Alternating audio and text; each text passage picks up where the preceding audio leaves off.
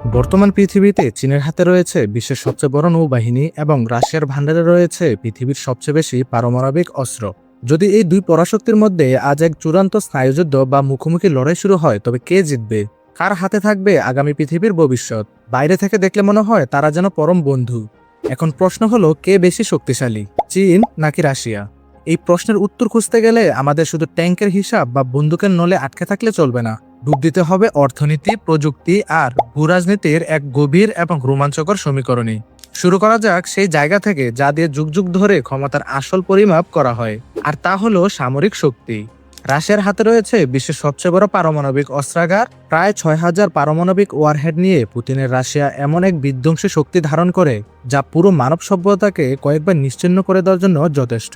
তাদের অস্ত্রগুলো হয়তো পশ্চিমা অস্ত্রের মতো চকচকে নয়, হয়তো তাদের কাছে অত্যাধুনিক প্রযুক্তির কিছুটা অভাব রয়েছে, কিন্তু তাদের তৈরি AK-47 বা S-400 surface two air missile সিস্টেমের মতো অস্ত্রগুলো যুদ্ধের মাঠে চরমভাবে পরীক্ষিত এবং ভয়ানক মাত্রায় নিখুঁত। রাশিয়ার সামরিক দর্শন হলো শত্রুকে সোজা এবং ভয়ঙ্কর আঘাত করা। আবার রাশিয়ার বিশাল ভৌগোলিক অবস্থান তাদের এক প্রাকৃতিক এবং অজেয় দুর্গে পরিণত করেছে। ইতিহাসের পাতা উল্টালে দেখবেন নেপোলিয়ন থেকে শুরু করে হিটলার, যারা এই বরফের সাম্রাজ্য দখল করতে এসেছে, তারা রাশিয়ার সেনাবাহিনীর চেয়েও প্রকৃতির কাছে নির্মমভাবে পরাজিত হয়েছে। কিন্তু গল্পের অন্য দিকটা আরো বেশি চমকপ্রদ এবং ভীতিকর।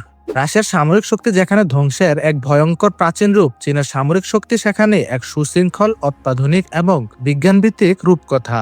চীনের পিপলস লিবারেশন আর্মি আজ আর সেই পুরনো যুগের কৃষকদের বাহিনী নেই। তারা এখন বিশ্বের সবচেয়ে দ্রুত বিকশিত হওয়া এক হাইটেক ওয়ার মেশিন। চীনের সামরিক বাজেট রাশিয়ার চেয়ে কয়েক গুণ বেশি। তারা নীরবে এমন সব প্রযুক্তি তৈরি করছে যা তাবড় শক্তিধর দেশগুলোকেও ভাবিয়ে তুলছে। নৌবাহিনীর কথা ধরলে যুদ্ধজাহাজের সংখ্যার দিক দিয়ে চীন ইতিমধ্যে আমেরিকাকেও ছাড়িয়ে গেছে। তাদের তৈরি J-20 স্টিলথ ফাইটার জেট, নিজেদের তৈরি শক্তিশালী বিমানবাহী রণতরী এবং কৃত্রিম বুদ্ধিমত্তা সম্পন্ন ড্রোনগুলোর বিশাল বহর প্রমাণ করে যে আগামী দিনের যুদ্ধংদেহী পৃথিবীটা কেমন হতে চলেছে।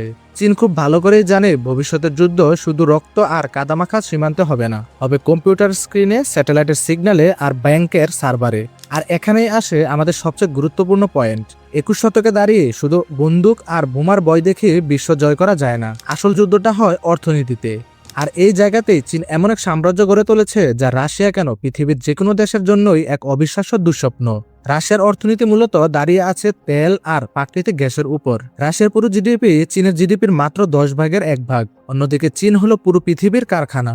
আপনি যে ফোনটা ব্যবহার করছেন, যে জামাটা পরে আছেন, এমনকি যে ইন্টারনেটের মাধ্যমে এই গল্পটা শুনছেন, তার কোথাও না কোথাও চীনের প্রত্যক্ষ বা পরোক্ষ ছোঁয়া আছে। চীন শুধু নিজেদের দেশেই উৎপাদন করছে না, তারা বেল্ট অ্যান্ড রোড ইনিশিয়েটিভের মাধ্যমে এশিয়া থেকে শুরু করে আফ্রিকা এবং ইউরোপের বহু দেশে হাইওয়ে, সমুদ্রবন্দর আর রেলপথ তৈরি করে এক বিশাল অর্থনৈতিক জাল বিছিয়ে দিয়েছে। দীর্ঘমেয়াদী যুদ্ধ পরিচালনার জন্য যে সীমাহীন অর্থের প্রয়োজন, সেই অর্থের পাহাড় চীনের কাছে রয়েছে। অর্থনীতি যদি ক্ষমতার মূল মাপকাঠি হয়, তবে চীন ইতিমধ্যেই সাইবেরিয়ার রাশিয়াকে অনেক পেছনে ফেলে দিয়েছে। বর্তমান যুগে মহাকাশ এবং সাইবার জগৎ যুদ্ধের নতুন ময়দানে পরিণত হয়েছে। এখানেও চীন এবং রাশিয়ার লড়াইটা বেশ নাটকীয়। একসময় মহাকাশ গবেষণায় সোভিয়েত ইউনিয়ন বা আজকের রাশিয়া ছিল অবিসংবাদিত রাজা, কিন্তু সাম্প্রতিক বছরগুলোতে মহাকাশ রেসে রাশিয়া অনেকখানি পিছিয়ে পড়েছে অর্থের অভাবে এবং দুর্নীতির কারণে। আর সেই শূন্যস্থান রাজকীয়ভাবে দখল করেছে চীন। চীন নিজস্ব স্পেস স্টেশন তৈরি করেছে, চাঁদের অন্ধকার পৃষ্ঠে সফলভাবে রোভার নামিয়েছে এবং মঙ্গল গ্রহেও অভিযান চালিয়েছে। সাইবার জগতের কথা বললে রাশিয়ার হ্যাকাররা সারা বিশ্বে ত্রাস সৃষ্টি করার জন্য বিখ্যাত। তারা অন্য দেশের নির্বাচনে হস্তক্ষেপ থেকে শুরু করে পাওয়ার গ্রিড হ্যাক করার মতো দুঃসাহসিক এবং ধ্বংসাত্মক কাজ করে। কিন্তু চীনের সাইবার কৌশল সম্পূর্ণ ভিন্ন এবং আরও বেশি ভয়ঙ্কর। তারা শুধু ধ্বংস করতে চায় না, তারা চায় তথ্য চুরি করতে। বিশ্বের তাবর কোম্পানির গোপন নকশা, প্রযুক্তির ব্লুপ্রিন্ট এবং সামরিক গবেষণার ডেটা নীরবে চুরি করে নিজেদের দেশে নিয়ে আসার জন্য এক বিশাল অদৃশ্য সাইবার আর্মি তৈরি করেছে চীন। কিন্তু তাহলে কি রাশিয়া আসলেই চীনের চেয়ে দুর্বল? সমীকরণটা এত সহজে মেলানো যাবে না। রাশিয়ার কাছে এমন একটা জিনিস আছে যা চীনের বেঁচে থাকার জন্য সবচেয়ে বেশি প্রয়োজন, আর তা হলো প্রাকৃতিক সম্পদ। রাশিয়ার বিশাল ভূখণ্ডে লুকিয়ে আছে সীমাহীন তেল, গ্যাস, কয়লা, লোহা এবং দুর্বল সব খনিজ পদার্থ। চীনের বিশাল জনসংখ্যা এবং তাদের এই দানবীয় কারখানাগুলো সচল রাখার জন্য প্রতিদিন যে বিপুল পরিমাণ জ্বালানি দরকার, তার একটা বিশাল অংশ আসে রাশিয়া থেকে। ভূরাজনীতির এই দাবা খেলায় রাশিয়া অনেকটা সেই রাগী হাতির মতো যে কোনো নিয়ম মানে না এবং যে কোনো মুহূর্তে সবকিছু তছনছ করে দিতে পারে। পুতিন পশ্চিমা বিশ্বকে সরাসরি চ্যালেঞ্জ ছুড়ে দেন, সামরিক শক্তি প্রয়োগ করতে একটু দ্বিধা করেন না। অন্যদিকে চীনের কৌশল এক দীর্ঘমেয়াদী, শান্ত এবং ধূর্ত সাপের মতো। চীন সরাসরি যুদ্ধে জড়াতে চায় না, তারা চায় বাণিজ্যের মাধ্যমে, প্রযুক্তির মাধ্যমে এবং কূটনীতির প্রভাবে পুরো বিশ্বকে নিজেদের জালে জড়িয়ে ফেলতে।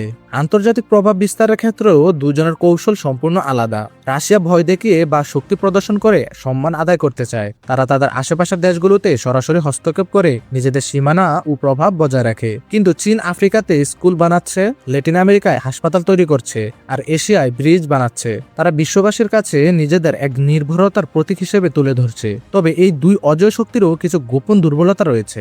রাশিয়ার সবচেয়ে বড় দুর্বলতা হলো তাদের কমতে থাকা জনসংখ্যা এবং অতিরিক্ত মাত্রায় একনায়কতন্ত্রের উপর নির্ভরতা। রাশিয়ায় তরুণ প্রজন্মের সংখ্যা দিন দিন কমছে। পুরো দেশটা মূলত একজন মানুষের চরম ক্ষমতার উপর দাঁড়িয়ে আছে। তার অবর্তমানে রাশিয়ার ভবিষ্যৎ কি হবে তা এক বিশাল অন্ধকার। অন্যদিকে চীনের দুর্বলতা লুকিয়ে আছে তাদের নিজস্ব সমাজের ভেতরেই। এক সন্তান নীতির কারণে চীনেও এখন তরুণদের চেয়ে বয়স্ক মানুষের সংখ্যা দ্রুত বাড়ছে। আগামী কয়েক দশকের মধ্যে চীনের এই বিশাল অর্থনৈতিক ইঞ্জিন চালানোর মতো পর্যাপ্ত তরুণ কর্মী হয়তো থাকবে না। এছাড়া চীনের সরকার তাদের নাগরিকদের উপর যে মাত্রায় নজরদারি চালায় তা ইতিহাসে নজিরবিহীন। একটি মানুষের প্রতিটি পদক্ষেপ রাষ্ট্র নিয়ন্ত্রণ করে। চিন্তা করতে পারেন, এখন কল্পনা করুন এমন এক পরিস্থিতির যেখানে এই দুই দেশের মধ্যে সত্যিই কোনো কারণে সরাসরি যুদ্ধ বেঁধে গেল, হয়তো সাইবেরিয়ার কোনো বিতর্কিত সম্পদ বা সীমানা নিয়ে। সেই যুদ্ধের চেহারা কেমন হবে? রাশিয়ার প্রথম পদক্ষেপ হবে তাদের ভয়ঙ্কর আক্রমণ দিয়ে চীনের যোগাযোগ ব্যবস্থা অচল করে দেওয়া এবং নিজেদের বিশাল মিসাইল ভান্ডার দিয়ে চীনের গুরুত্বপূর্ণ শহরগুলোতে আঘাত হানা। কিন্তু চীন বসে থাকবে না। তাদের হাতে থাকা লাখ লাখ ড্রোন এবং হাইপারসোনিক ভেহিকেলগুলো রাশিয়ার আকাশসীমায় এক মৃত্যুফাত তৈরি করবে। চীন তাদের অর্থনৈতিক ক্ষমতা ব্যবহার করে রাতারাতি রাশিয়ার সব সাপ্লাই লাইন বন্ধ করে দেবে। রাশিয়া হয়তো চীনের অনেক ক্ষতি করবে, কিন্তু দীর্ঘমেয়াদী যুদ্ধে টিকে থাকার মতো রসদ রাশিয়ার অর্থনীতি যোগাতে পারবে না। আবার উল্টো দিকে রাশিয়ার বিশাল ভূমিতে ঢুকে তাদের পুরোপুরি পরাজিত করা চীনের বিশাল পদাতিক বাহিনীর জন্যও এক অসম্ভব দুঃস্বপ্ন হবে। এই যুদ্ধ এমন এক অচল অবস্থায় পৌঁছাবে যেখানে জয়ী বলে কেউ থাকবে না, শুধু ধ্বংসস্তূপের উপর দাঁড়িয়ে থাকবে এক ক্ষতবিক্ষত পৃথিবী। তাই চূড়ান্ত বিচারে কে বেশি শক্তিশালী, এই প্রশ্নের কোনো সহজ উত্তর নেই। সামরিক দিক থেকে, বিশেষ করে পারমাণবিক শক্তি এবং সরাসরি যুদ্ধের নির্মম সাহসিকতায় রাশিয়া এক অপ্রতিদ্বন্দ্বী পরাশক্তি। কিন্তু আপনি যদি সামগ্রিক ক্ষমতার কথা চিন্তা করেন এবং অর্থনীতি, আধুনিক প্রযুক্তি, গ্লোবাল সাপ্লাই চেইন এবং ভবিষ্যৎ পৃথিবীর উপর দীর্ঘস্থায়ী প্রভাব বিস্তারের ক্ষমতা, তবে চীন শুধু রাশিয়ার চেয়ে এগিয়েই নেই, তারা এক অকল্পনীয় উচ্চতা পৌঁছে গেছে।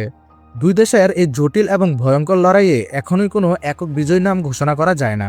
কিন্তু একটা কথা নিশ্চিত, এই দুই পরাশক্তি যতক্ষণ একে অপরের মিত্র হয়ে আছে, পৃথিবীর ক্ষমতার ভারসাম্য এক অদ্ভুত সুতোয় ঝুলে আছে। ক্ষমতার এই মহাসমুদ্রে টিকে থাকার লড়াই চলবে, আর আমরা সাধারণ মানুষ হয়ে থাকবো ইতিহাসের এই ভয়ঙ্কর সুন্দর উত্থান পতনের নীরব দর্শক।